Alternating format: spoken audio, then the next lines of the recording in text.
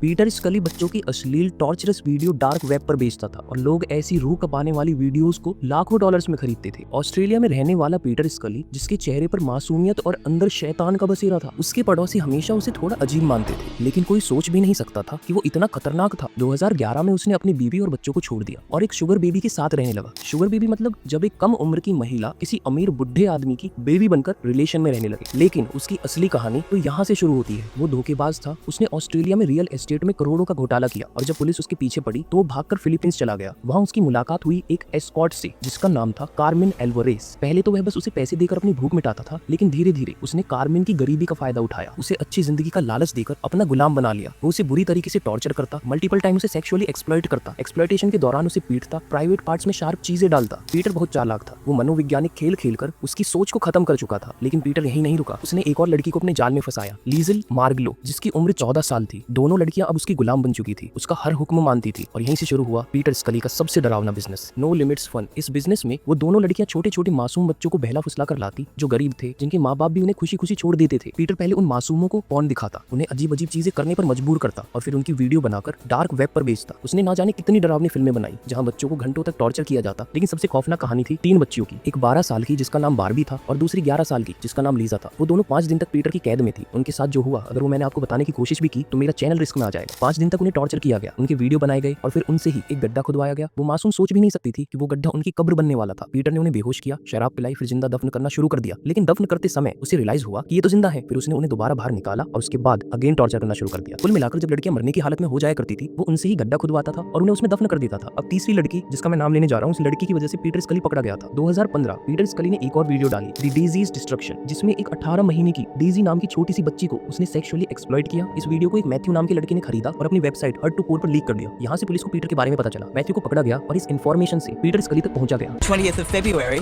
4 years after fleeing Australia and committing unspeakable crimes.